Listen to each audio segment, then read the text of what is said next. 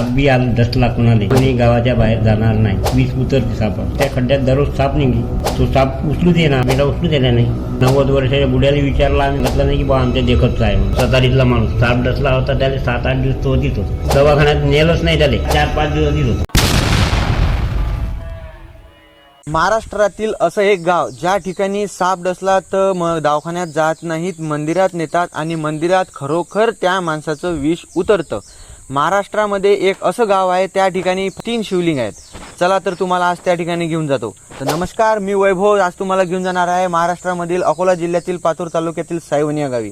तर चला, त्या ठिकाणी एक रहस्यमय मंदिर आहे. त्या ठिकाणी कोणीही दवाखान्यात जात नाही. दवाखान्यात म्हणजे साप डसला तर, पान लागलं तर दवाखान्यात जात नाहीत. ठीक आहे, तर चला तुम्हाला संपूर्ण मंदिर दाखवतो आणि त्या ठिकाणचा रहस्य आणि त्या ठिकाणचा संपूर्ण इतिहास हे संपूर्ण तुम्हाला मी या व्हिडिओमध्ये दाखवणार आहे.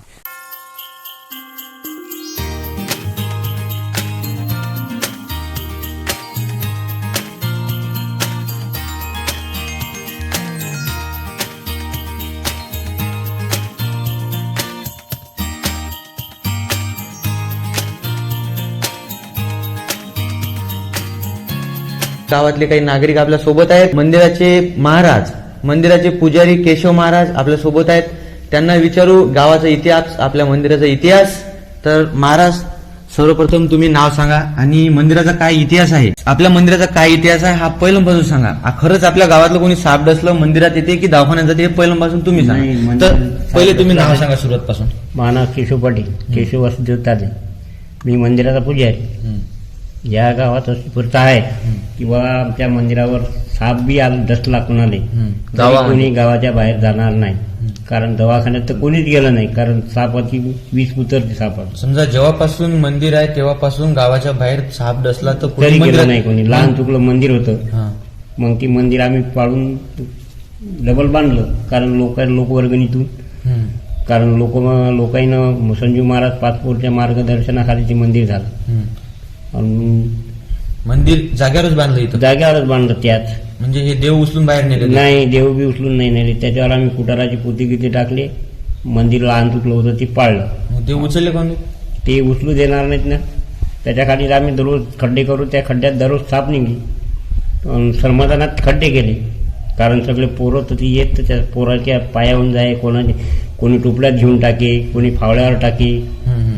असं ते मंदिर झालं. म्हणजे तो साप उचलू दे ना. मग आम्ही शेष पाहिली बा पिंडा उचलू म्हणून, तर ते नाही, जेव्हा शेष दिलं नाही ते पिंडा उचलू दिला नाही.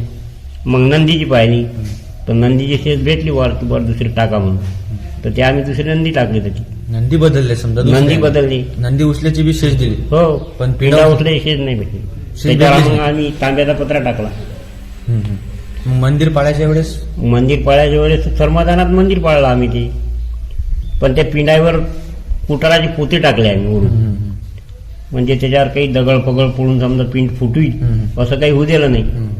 कारण त्याच्यावर कुटाराची पोती, त्याच्यावर टिनाचे टपरं फपरं हे ते टाकून ते मंदिर पाळलं आम्ही. जुनं मंदिर होतं. कधीपासून होतं ते? तर जुनं मग कुणाला माहीतही नाही. कुणी 90 वर्षाच्या बुड्याला विचारलं आम्ही, पण त्यांनी सांगितलं नाही की बा आमच्या देखतचं आहे म्हणून.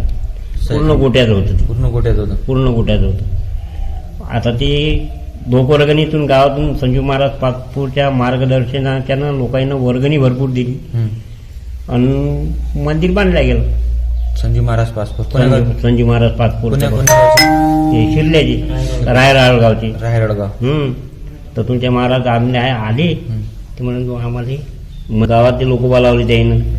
मग लोकांना वर्गणी, त्या महाराजच्या मार्गदर्शनाच्या लोकांना वर्गणी दिली. महाराज तुमचा सुरुवात पासून पिंडा मग जिथं आहे तिथंच आहे? 90 वर्षाच्या माणसाने सांगू शकलं नाही की बा हे पिंडा आमच्या देखतचे आहेत. मग 3 पिंडा फक्त इथंच आहेत का डबल कुठं आहे? नाही, भारतात नाहीत आपल्या 3 पिंडा. कुठंच फक्त काशीत आहेत म्हणतात लोक. जे काशीला जाणारे आहेत त्यालाच माहित आहे, आपल्याला नाही माहित. ते पिंडा आहेत, नंदी नाहीत ती. मी असं ऐकलं की 3 पिंडा म्हणजे ब्रह्मा विष्णू महेश. 3 पिंडा असं लोक म्हणतात. आणि आपण तर बरं पुजारी, तो आपल्याला माहितच आहे की आम्ही ब्रह्म विष्णू महेश आहे. बरोबर. मग त्याच्या बाद हे बांधकामं केली होती काही मंदिर झाल्यापासून. मला झाले 12-13 वर्ष होती. आजपासून कोणी दवाखान्यात साप डसला म्हणून गेलं? नेलंच नाही. चतारीवाला तिचा 8 दिवस होता. चतारीतला माणूस साप डसला होता, त्याला 7-8 दिवस तो होतीच होता. तिथून दवाखान्यात जायचं कामच नाही. दवाखान्यात नेलंच नाही त्याले. हो ना. ते म्हणत आतून दवाखान्यात नेतो. मी म्हटलं ते बा आतून जर दवाखान्यात नेताना काही घडलं तर पंचायत होईल. तर 3-4 दिवस तो 4-5 दिवस आधीच होता.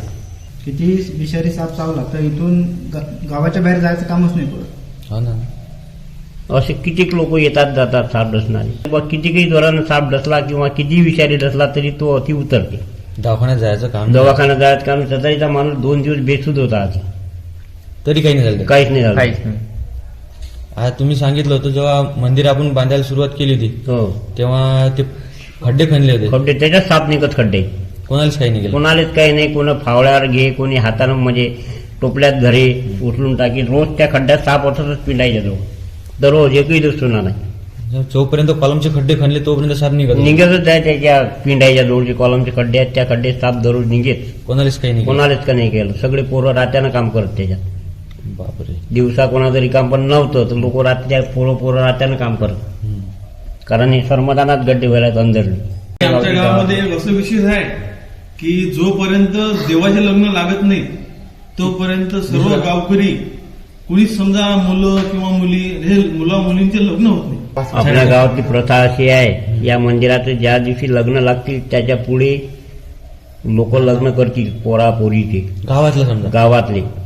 आपण सावनीमध्ये आलो. त्या गावात कोणाला साप डसला तर दवाखान्यात जात नाहीत, मंदिरात येतात. आणि या पूर्ण भारत देशात 3 पिंडा कुठंच नाही. 3 शिवलिंग ते फक्त इथं आहेत. असं आता बाकीच्या सर्व व्हिडिओमध्ये दाखवलेलं आहे. कोणी जे प्रसिद्ध मंदिर आहे ते व्हिडिओमध्ये कोणी दाखवते, पण जे असं कोणाला माहित नाही की इथं मंदिर बी आहे. पण आपण व्हिडिओमध्ये असेच दाखवतो जे कोणाला माहित नाही ते. तर आज मी तुम्हाला दाखवणार आहोत 3 पिंडा जगात कुठेच नाही आहेत. ब्रह्मा, विष्णू आणि महेश असे म्हणून ओळखले जाणारे हिरोबा महाराज संस्थान सायवनी. आज इथे आपण आहोत ते तुम्हाला मी सर्व दाखवतो. त्या मंदिराची जेव्हा बांधकाम करणार होतो, मंदिराचा जीर्णोद्धार करणार होतो. आधी पुरातन काळातील मंदिर होतं गोट्याचं, पुरातन काळातील होतं. त्या मंदिराचा जीर्णोद्धार करायचा होता. मंदिर पाडून डबल बांधायचं होतं. तर ते पिंडा थोड्या नंदी उचलायचे होते, पिंडा उचलायच्या होत्या. तर सर्वात प्रथम त्याने पिंडा उचलायचा प्रयत्न केला. तिथं गड्डे खंदूर राहिले ते पिंडा उचलण्यासाठी, शिवलिंग उचलण्यासाठी. पण त्या गड्ड्यातून साप निघत होते. नंतर त्यानं शेष पाहिले की पिंडा उचलेले चालतात की नाही. असं कोणाच्या मनात आलं की बा देव पिंडा उचलू नशील देत म्हणून, शिवलिंग उचलू नशील देत म्हणून तिथं शेष पाहिली. शेष पाहिली तर पिंडा उचल्याची शेष, शिवलिंग उचल्याची शेष दिलीच नाही. नंतर मग समोर नंदी होते. जसे आतमध्ये 3 शिवलिंग आहेत तसेच बाहेर 3 नंदी सुद्धा आहेत. तर 3 नंदी उचल्याची जेव्हा तिथं शेष पाहिली तर नंदी उचल्याची शेष दिली, पण पिंडा उचल्याची शेष दिली नाही. तर मग नंदी उचलले, नंदी उचलून बाहेर नेले, पण पिंडा उचलले नाही. त्याच्यावर महाराजांना सांगितलं की त्याच्यावर आपण खळे कुटाराचे पोते टाकले म्हणून. नंतर ते जुनं मंदिर होतं, नंतर ते मंदिर पाळलं.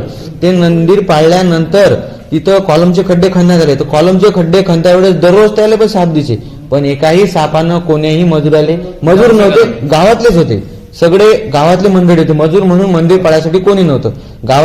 सगळ्या गावातल्या मजुरांनी, गावातल्या गावकऱ्यांनी कॉलमचे खड्डे खणले, त्यामध्ये साप निघत. पण कोणत्याही सापानं कोणत्याही गावातल्या व्यक्तीला काही केलं नाही. असं हे मंदिर उभं राहिलं.